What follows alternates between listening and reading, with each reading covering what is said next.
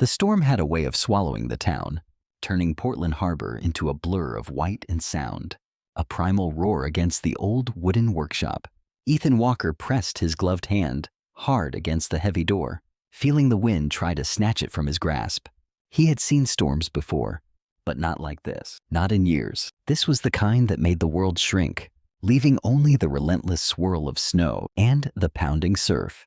He pulled his collar higher, the scent of cedar and sawdust clinging to his clothes, ready for the short climb upstairs to the apartment he shared with his daughter. Then, headlights.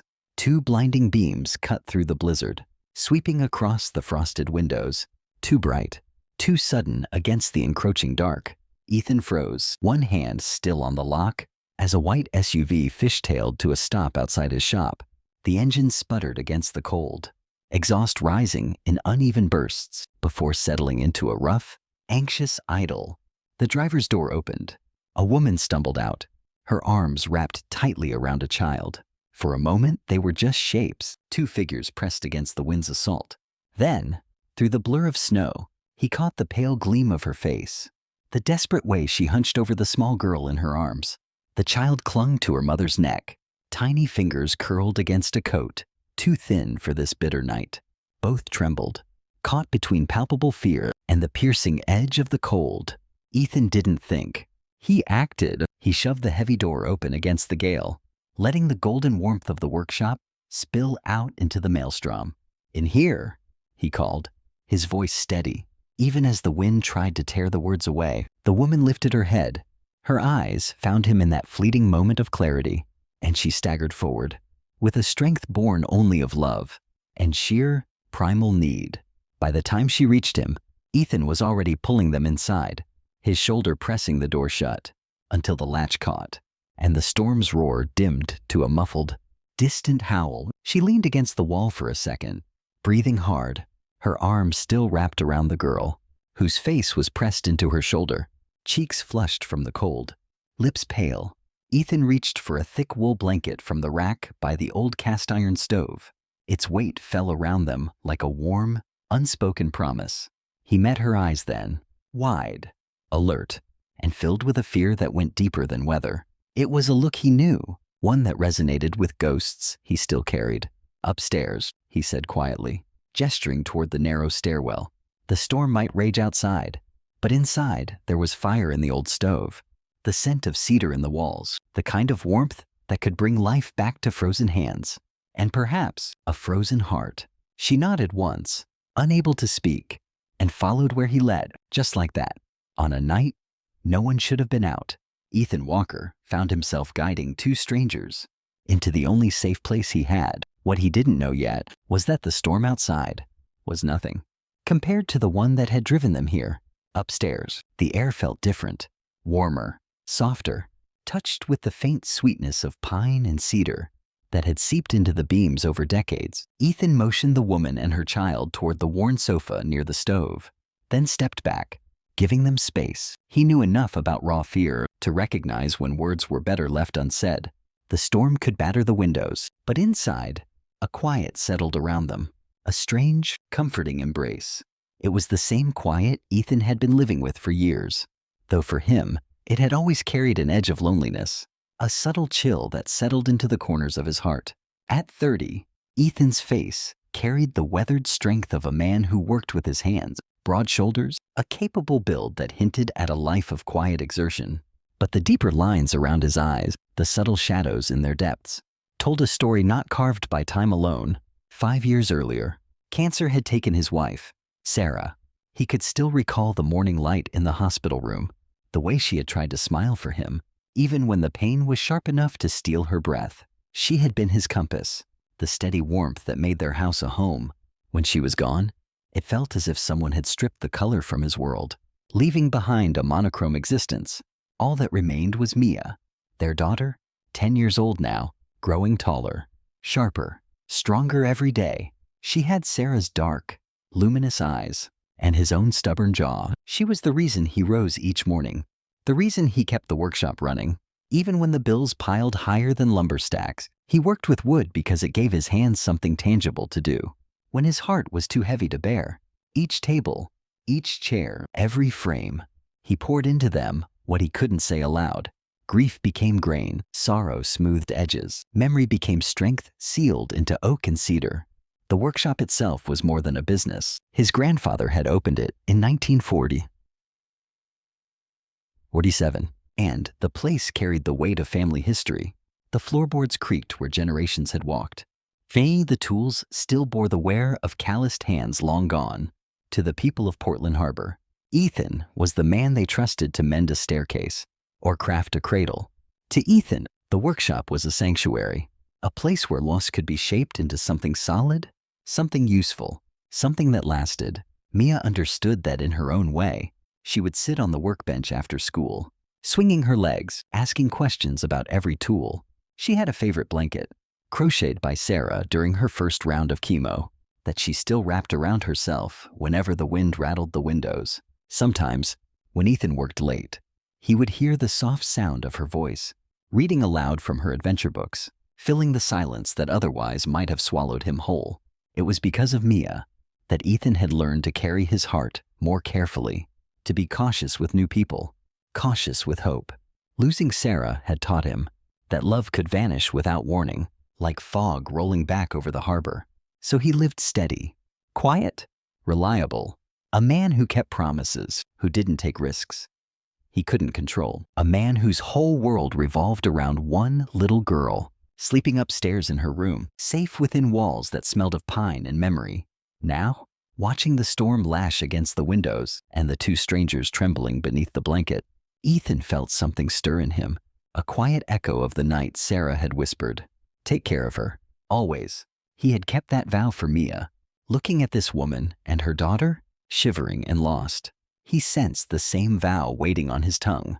The storm outside raged, merciless and wild, but in Ethan's heart, there was room for shelter.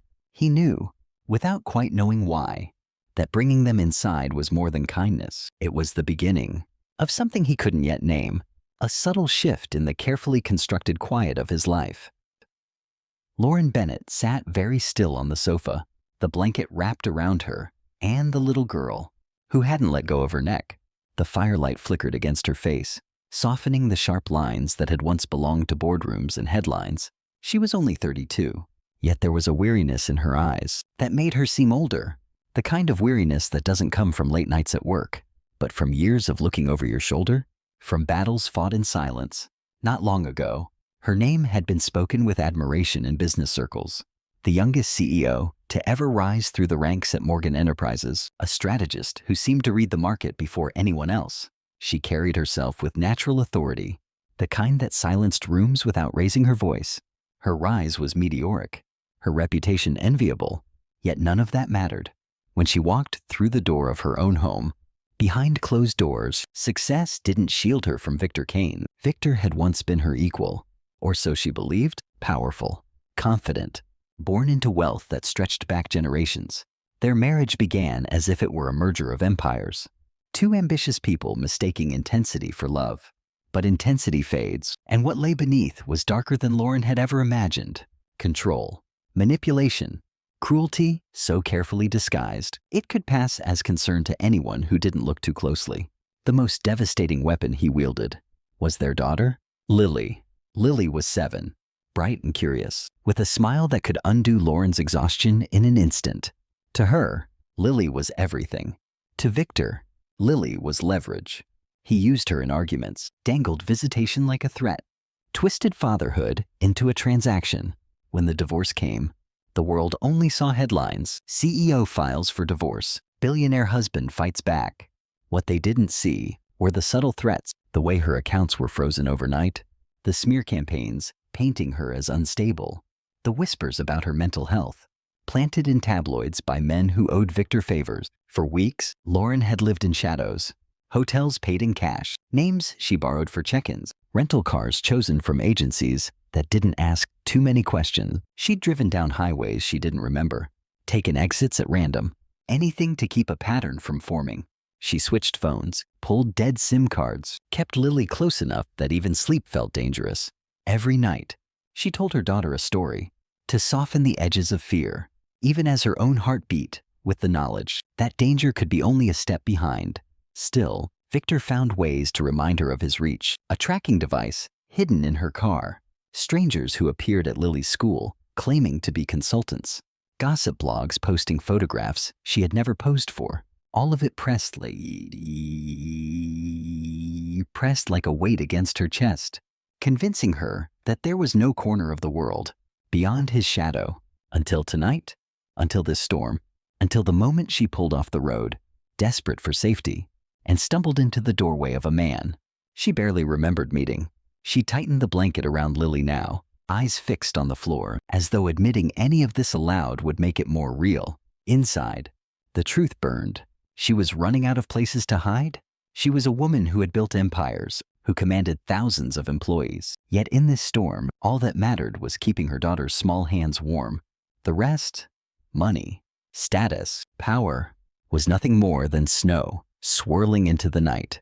As she felt the quiet strength of Ethan Walker's home wrapping around them, Lauren couldn't help but wonder if, for the first time in years, she had stepped into a place Victor's reach could not follow, a place where the storm outside was not nearly as dangerous as the storm she had been living in.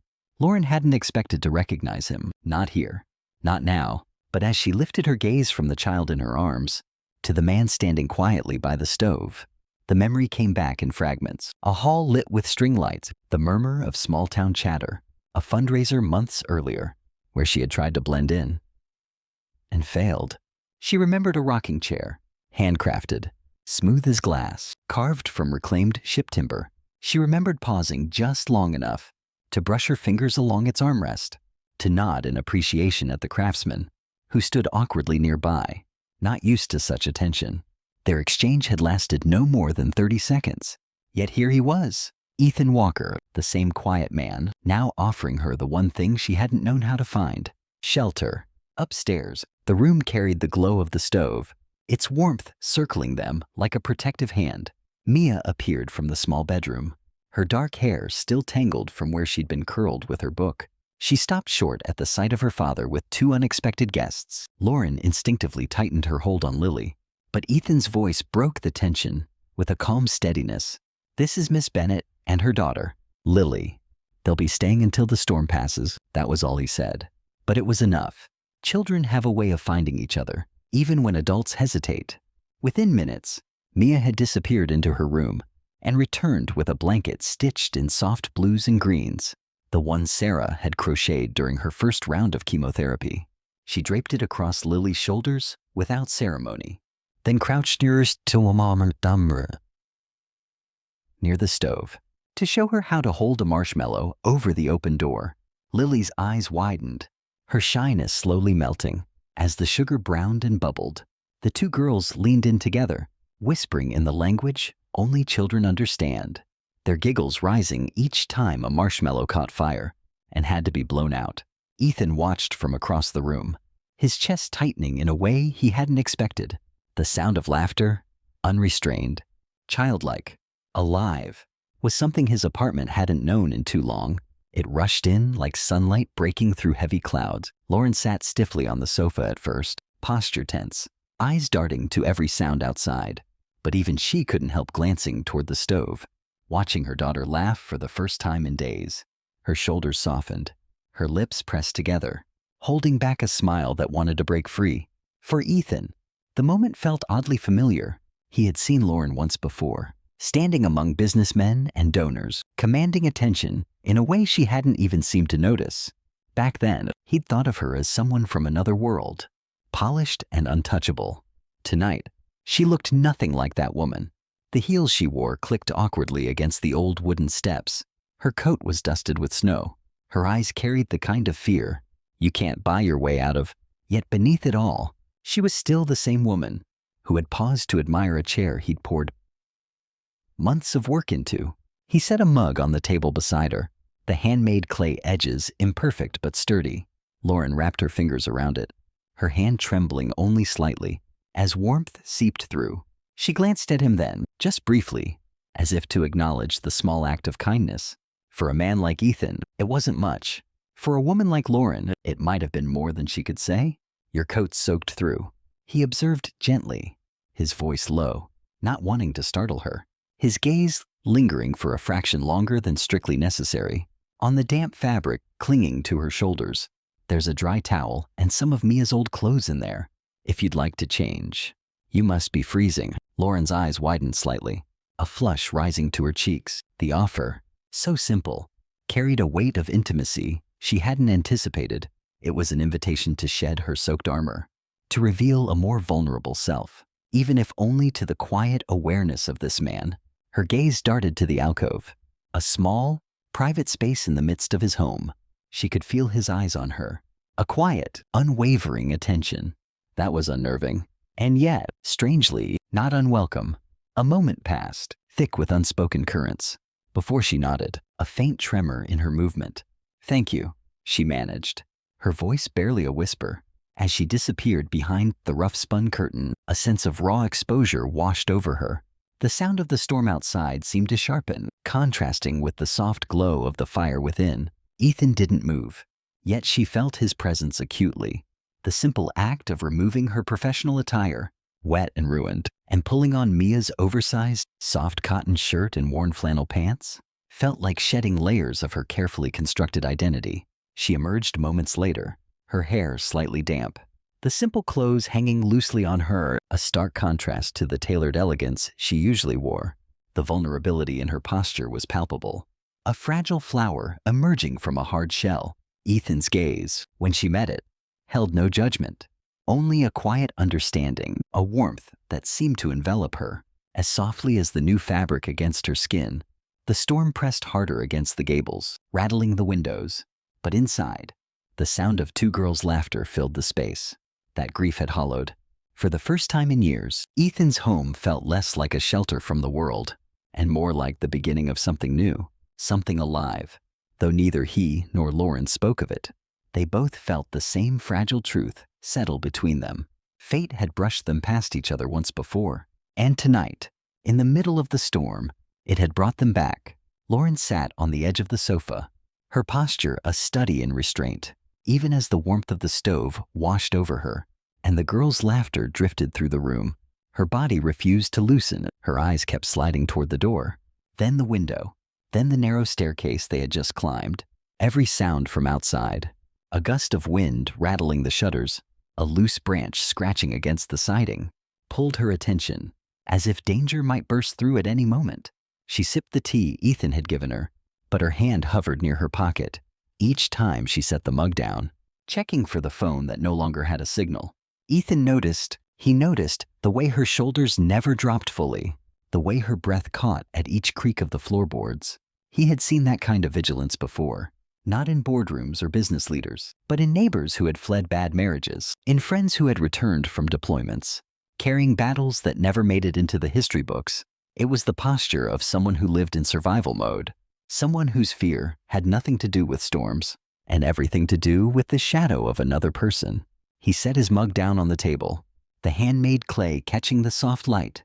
Then he leaned forward slightly, keeping his voice low, steady, deliberate. "You're safe here," he said. The words were simple, almost ordinary, but the weight behind them was not. They carried the promise of a man who meant exactly what he said, a quiet authority that resonated deep within her. Lauren looked at him, her eyes flicking up for the briefest moment. There was disbelief there, the kind that comes from too many broken assurances, but also a flicker of something else. Hope? Maybe. A tiny spark in the deep well of her exhaustion. She pressed her lips together, as though afraid that if she spoke, the fragile moment would shatter.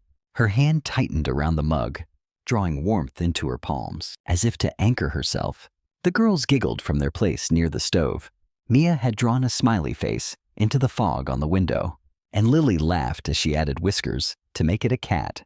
Their voices rose and fell in a rhythm that felt natural, innocent, untouched by the heaviness in the room. For a heartbeat, Lauren's face softened as she watched them, the corners of her mouth lifting almost against her will. Ethan saw the mother beneath the CEO, beneath the armor. He leaned back, giving her space, but he didn't look away. He wanted her to know she was being seen, not judged, not questioned, just seen. He had learned with Sarah that sometimes the words weren't what mattered most. Sometimes it was presence, sitting through the silence, letting someone know they weren't carrying the weight alone. Lauren's gaze dropped again, her knuckles white around the mug. But her breathing began to slow. Each exhale a fraction longer, softer, not because the danger had passed. It hadn't. But because for the first time in weeks, she wasn't running. For the first time in weeks, someone had offered her a promise. That didn't come with strings or conditions, just 3 words: you're safe here. Outside, the storm howled, like it meant to tear the world apart. Inside, the air grew a little lighter. The girls' laughter filled the corners of the room. The fire burned steadily, warming the cedar beams and the people beneath them. Lauren, though she didn't say it aloud, allowed herself to believe, if only for tonight, that the storm could rage all it wanted. Here, within these walls, safety was not just a word, it was a promise. And Ethan Walker was a man who kept his promises. The fire had burned low, its glow soft against the cedar walls. Mia and Lily were curled in blankets on the rug, whispering to each other, until sleep finally claimed them. The hush that followed left only the sound of the storm pressing against the glass, and the faint whistle of wind through the eaves. Lauren sat across from Ethan, her hands wrapped tightly around the empty mug he'd given her earlier, as though she needed something solid to hold on to. Before the words came, she hadn't intended to share. For weeks, she had carried it all in silence, believing that speaking it aloud would make it heavier, more dangerous. But something about the steadiness in Ethan's eyes, the way he'd said, "You're safe here," gave her permission. Her voice was low, careful, almost as if she feared the walls themselves might betray her. "Victor doesn't lose," she said finally, her gaze fixed somewhere beyond him, a haunted distance in her eyes, not because he's stronger, not because he's smarter, but because the world is built to let him win. Ethan didn't interrupt. He only nodded slightly, a small, encouraging gesture that urged her on. His presence was a quiet anchor in the tumultuous sea of her past. His father is a federal judge. His uncle runs one of the largest investment firms on the East Coast. His best friend from Princeton controls a private security company that contracts with half the state. And his golf partners, one is the deputy chief of police. Another sits on the state Supreme Court. That's his circle. That's the net around him. I file complaints. They disappear. I go to court. And the paperwork gets lost. Every time I tried to stand up, the ground was already tilted beneath me. She paused, drawing in a shaky breath, her fingers trembling around the mug, the simple ceramic a fragile barrier against the force of her memory. When I filed for divorce, he laughed, said I wouldn't last a year outside his shadow, that I'd never work again. When the court granted me custody of Lily, he smiled, like it was a game he'd already decided to win. And then the stories started, articles whispering that I was unstable, gossip blogs claiming I'd had breakdowns, complete with doctored photos of clinics I've never set foot in. Suddenly, every boardroom looked at me differently, not as a CEO, not as a strategist, but as a woman who might be too fragile to trust. Her eyes finally lifted to meet Ethan's, carrying exhaustion, but also defiance, the flicker of someone who refused to be erased. He calls me unfit, says I'm reckless, unwell, dangerous even. He doesn't have to prove it. He just has to say it. And the world nods along, because his money, his name, his power, those weigh more than truth. Ethan leaned forward, his forearms resting on his knees, his gaze unwavering. He recognized the raw edge in her voice, the despair of someone trapped in a fight, rigged from the start. It wasn't unlike the helplessness he had felt, watching Sarah fade. Except this was no disease. This was cruelty by design. "He uses Lily against me," Lauren whispered, her voice breaking for the first time, a tear tracing a silver path down her cheek. "Every phone call, every meeting, every threat. She's the pawn. He doesn't see her as a child, not really. Just leverage. And every day I run, I wonder how long before he finds us again." A sob caught in her throat, a fragile sound that broke the quiet. She covered her face with her hands, her shoulders shaking, the taming of weeks of terror and exhaustion finally breaking. Ethan moved without hesitation. He rose from his chair and sat beside her on the worn sofa, not touching her immediately, but his presence a warm, solid comfort. He let her weep, the sound a ragged counterpoint to the distant howl of the storm. When her sobs began to subside, he gently placed a hand on her back, a light, reassuring touch that conveyed deep empathy without intrusion. The fabric of Mia's shirt was soft beneath his palm, and he felt the delicate tremor still running through her. The room was silent, but for the storm and her ragged breathing. Ethan let the quiet stretch, steady and unhurried, allowing her tears to flow, to wash over the rigid defenses she had built. Then, in a voice low enough that it felt like a caress, a balm against her wounded spirit, he said, "He may have power out there, but in here, with me, he doesn't." Lauren swallowed hard, her throat tight, but something in her posture shifted. The fear was still there, a constant companion, but so was a small piece of trust, a fragile bloom. She lifted her head, her eyes red-rimmed but clear, meeting his. For the first time in weeks, she wasn't just running, she was being heard, truly seen, and in his quiet strength, she felt a glimmer of hope she hadn't dared to entertain. The night had grown deeper, the storm outside still raging with a kind of merciless rhythm. Ethan had risen once to stoke the fire, careful not to wake the girls, then settled back into the chair opposite Lauren. Her confession still hung between them, raw and heavy. Yet in the quiet afterward, something like peace had started to settle. For the first time in weeks, she wasn't carrying it alone. Then Ethan froze, a sound. Low, steady, unnatural against the howl of the wind. He moved quietly to the window, staying to the side, peering through a narrow crack in the curtain. Headlights, not moving, just sitting there in the swirling snow. A second pair appeared, then a third, positioning themselves in a wide arc across the street. The storm should have made travel impossible, yet here they were, 3 vehicles idling, patient as predators. He turned back toward Lauren. She was already standing, her hand tightening on the sofa's armrest, her body rigid with the recognition of a hunted animal. She didn't ask, she didn't need to. She had been expecting this moment, with every strained breath for weeks.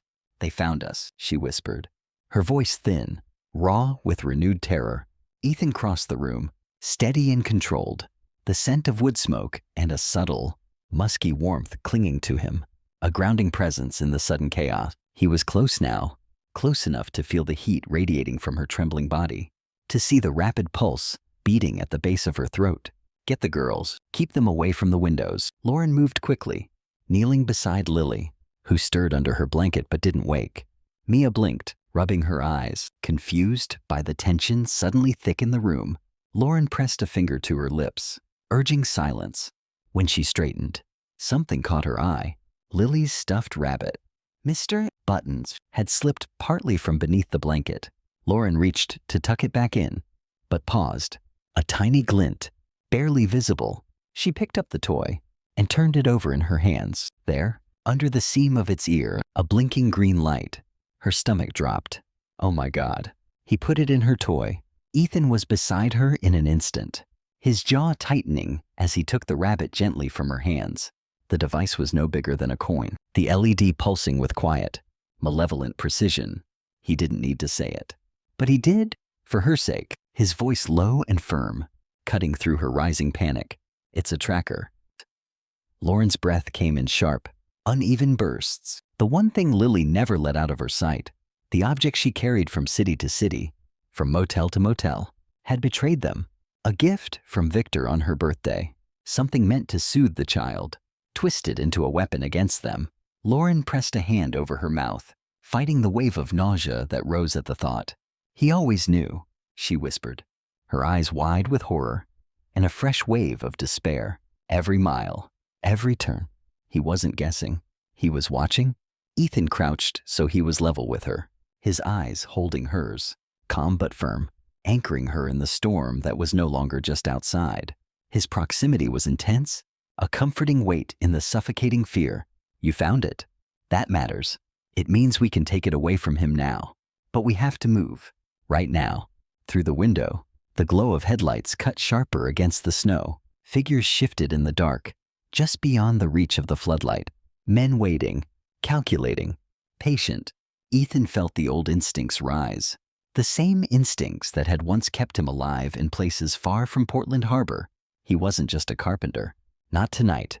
Tonight, he was the barrier between those men and the 2 little girls sleeping upstairs. Lauren's eyes glistened with unshed tears, but there was steel in her voice when she answered, "Tell me what to do." In that moment, Ethan realized she was no longer just a woman running. She was a mother ready to fight, and she would not run alone. The quiet electricity between them, born of shared danger, intensified. The room seemed smaller now. The air pressed tight with urgency. Lauren clutched Lily against her chest, while Mia stood close beside Ethan, her eyes wide, sensing far more than a child should. Outside, the storm howled, but beneath it came the low hum of engines. 3 of them, steady, circling like wolves that had caught the scent. Ethan's mind moved quickly, his voice calm, though his heart was pounding. "There's a way out," he said, already pulling a worn envelope from the drawer near the workbench. He sketched a quick map, with the precision of a man used to thinking under pressure. "Behind the workshop is the loading dock. From there, follow the tree line. About a quarter mile in, you'll find a fishing cabin. It belongs to David Miller, our sheriff. He keeps it stocked for emergencies. Food, water, radio. It's your safest chance until the storm breaks." Lauren's grip tightened around Lily. Her eyes searched his, a desperate question lingering. "What about you?" "I'll buy you time." Ethan shoved a flashlight and a set of keys into her free hand, his fingers brushing hers, a fleeting contact that sent a jolt through them both. "The blue key opens the dock. David's cabin has a red door. You can't miss it. Spare key is under a fake rock by the left porch rail." His eyes met hers, steady as oak, holding her gaze with an intensity that burned through the fear. "You get them there. Don't look back." Before she could answer, a vibration buzzed against his thigh. Ethan pulled his phone from his pocket. No name, just an unknown number. But he didn't need a name. He knew. He pressed answer and held the phone to his ear, his voice flat. "Walker." The reply came smoothly, cultured, almost polite. "Mr. Walker, I believe you have something that belongs to me." Ethan's jaw clenched. "I have 2 guests who needed shelter from a storm. That's not a crime last I checked." Victor Kane's laugh was sharp, like glass breaking. "Don't insult me. I know exactly who you are. Small-town carpenter, widower, struggling to keep the lights on, raising a daughter on your own, honorable discharge from the Navy, clean record except for a few late mortgage payments. When your wife was sick, you've stepped into something far bigger than you can handle." Ethan paced slowly across the room, watching the shadows move outside the window. "I know enough. I know a bully when I hear one." "You think this is bullying?" Victor's tone hardened, though he still wrapped it in feigned concern. "I'm a father trying to protect his child from an unstable mother? Did she tell you about her breakdowns? The medication she's supposed to be taking? The restraining orders I filed to keep her from harming herself or Lily? I have documentation, medical records, police reports, witnesses. You're harboring a dangerous woman, Walker, and you're putting your own daughter at risk." Ethan's voice didn't rise. It settled deeper, steady as the beams holding up the roof. "What I know is this. I've got security cameras recording since the moment your vehicles pulled up. They'll show armed men outside my workshop, threatening a mother and 2 kids. They'll show you violating the law in about 6 different ways. When the storm clears, those recordings will find their way into the right hands." There was silence on the line, broken only by the storm battering the windows. Then Victor's civility cracked. "You have no idea what you're risking. I can destroy you, your business, your reputation, your entire life in this pathetic town. 3 phone calls, that's all it takes." Ethan exhaled slowly, a quiet strength radiating from him. "You've already lost the only thing that matters. She's not afraid of you anymore, and neither am I." He ended the call without waiting for an answer. Turning back, he pressed the envelope map into Lauren's trembling hands. She looked at him as though she wanted to argue, to refuse, but she saw the fierce resolve in his eyes, the unwavering determination that filled his stance. He had already made his decision. "Go," he whispered, his voice a command and a plea. "Take them now." Though her heart broke at leaving him behind, Lauren nodded, because in that moment, she understood. Ethan Walker was a man who would stand against the storm, even if it meant facing the devil himself. The door closed behind Lauren and the girls, the sound swallowed by the storm. Ethan gave them a minute, maybe less, listening for the faint creak of the back stairwell, the whisper of wind as the loading dock opened and shut. Then he moved. The workshop wasn't just a business. It was a map etched into his bones. Every beam, every tool, every shadow held possibility. Tonight, it would become a fortress. He worked quickly, hands sure. Despite the adrenaline pounding in his veins, aircraft cables stretched low across the main aisle. Invisible, in the dark, strong enough to trip a running man. Stacks of oak planks were nudged into precarious balance, ready to thunder down at the tug of a cord. Cans of stain and varnish were positioned high, ready to spill slick across the floor. He checked the weight of the workbench his grandfather had built. Solid enough to stop more than lumber if it came to that. Every move was calculated, every trap designed to buy just a little more time. The front door exploded inward. 4 men stormed in with military precision, flashlights mounted on rifles sweeping arcs across the room. Mercenaries, not security guards, professionals trained to move fast, to clear corners, to end things before their target even understood what was happening. The first one hit the tripwire, his body crashing forward, as a rain of oak planks fell from the loft above. His weapon clattered out of reach, his shout drowned by the storm outside.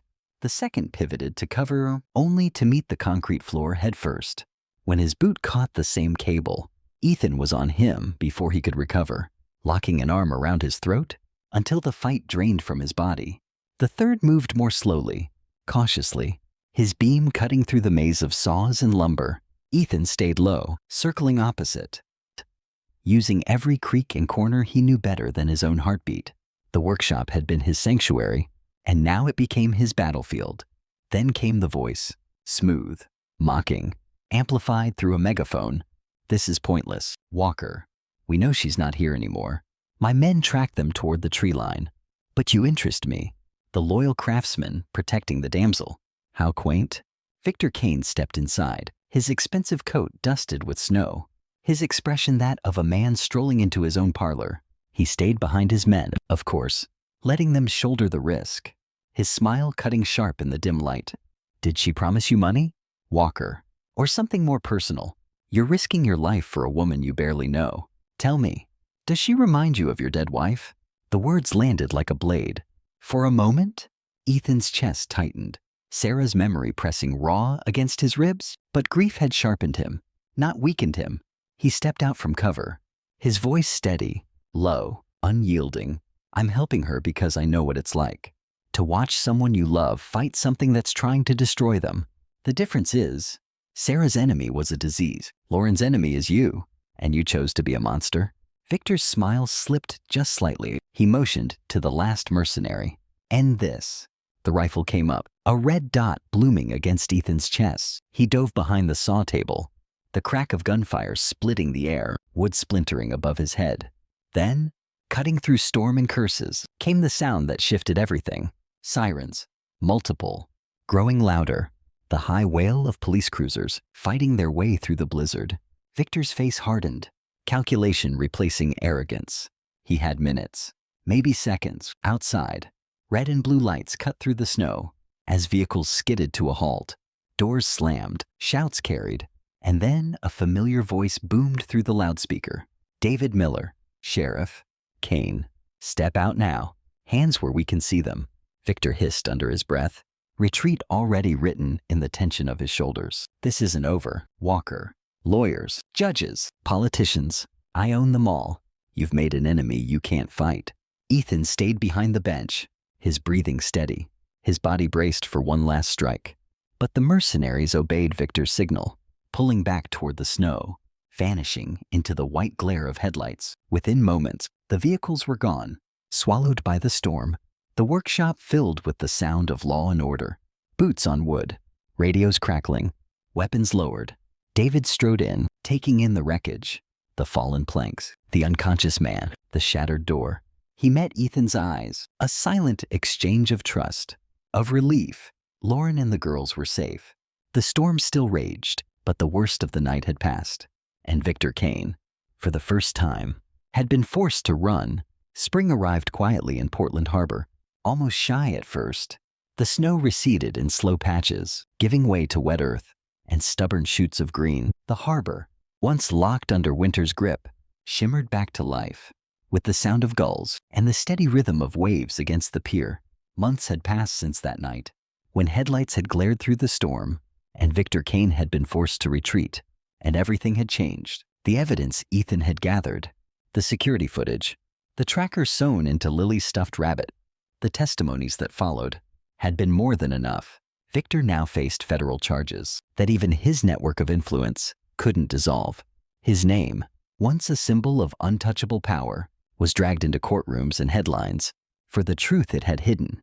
For Lauren, it wasn't victory she savored, but relief. Relief that Lily could walk to school without shadows trailing her. Relief that nights could pass without fear of an engine idling outside her door. She had rented a modest Victorian, just 2 streets over from Ethan's workshop. It was nothing like the penthouse she had once called home, but in its peeling paint and uneven floors, she found something she had never known before: peace. Portland Harbor wasn't a hiding place. It had become a choice, and staying close to Ethan felt less like survival, more like beginning again. The children had blossomed, as if the thaw belonged to them.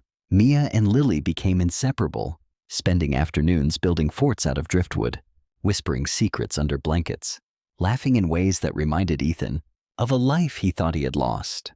Mia had grown lighter, freer, as though having a sister in all but name had filled a space that had been too quiet since Sarah's passing. Lily's fear faded too, replaced by curiosity, by joy, by the unguarded spirit of a child, finally allowed to be one. Slowly, gently, Ethan and Lauren found themselves sharing more than worry. There were mornings when they traded the school drop-off, evenings when they cooked together in kitchens that smelled of garlic and laughter, weekends when walks along the beach became routine. What had started as necessity deepened into a rhythm, the kind of rhythm families discover, not by planning, but by choosing again and again to show up for each other. Their conversations grew longer, deeper, revealing the quiet corners of their souls. Their hands would brush sometimes, reaching for the same bowl or helping a child, a spark passing between them, subtle but undeniable, an unsteady breath, a lingering gaze, a silent acknowledgement of the slow burn intimacy that had begun to simmer beneath the surface of their shared lives. One late afternoon, with the tide low and the sun soft against the water, painting the sky in hues of rose and gold, the 4 of them walked along the rocks to where the harbor seals rested. The girls ran ahead, their voices carried on the wind, their small figures silhouetted against the vibrant canvas of the sunset. Ethan and Lauren followed, their steps slow, easy, almost in sync. The air, crisp and fresh, carried the scent of salt and pine, wrapping around them in a comforting embrace. They walked closer than usual, their shoulders occasionally brushing, an unspoken comfort in the shared proximity. "Dad," Lily called suddenly, her small hand slipping into Ethan's, the word tumbling out as naturally as breath. Her smile bright as she pointed toward a seal, balancing on the pier posts. Ethan felt the world tilt, his chest tightening with something so fierce and tender it almost brought him to his knees. His gaze, full of an emotion that threatened to spill over, sought Lauren's. Before he could respond, Mia wrapped her arms around Lauren's waist from behind, her voice muffled but certain. "Mom." Lauren froze, her eyes wide, then softening as she bent to hold the girl close. She looked over Mia's dark head to find Ethan's gaze, and in that instant, as the last rays of the sun gilded their faces, their eyes held, full of unshed tears they didn't try to hide. The quiet electricity between them intensified, a profound understanding passing in the silence. This wasn't chance anymore, nor was it a temporary shelter from storms. This was home. Ethan squeezed Lily's hand, his other arm instinctively reaching for Lauren, drawing her gently closer, his hand finding the small of her back. She leaned into him, a soft sigh escaping her lips, her body relaxing against his. Their eyes held, full of tears they didn't try to hide, reflecting the golden light of the fading day and the radiant warmth of their shared joy. They weren't just survivors of broken pieces. They were builders now, builders of something whole, something lasting. The seals barked across the water. The children's laughter rose high into the evening air, and for the first time in years, Ethan and Lauren understood that they weren't waiting for life to begin again. It already had. It looked exactly like this. A family formed not by blood alone, but by choice, by love, and by the courage to stay when the storm had passed. The lingering touch, the soft breath against a shoulder, the shared, unwavering gaze. These were the quiet foundations of a love that promised to mend all the fractured pieces of their past, entwining their futures into a tapestry of healing and hope.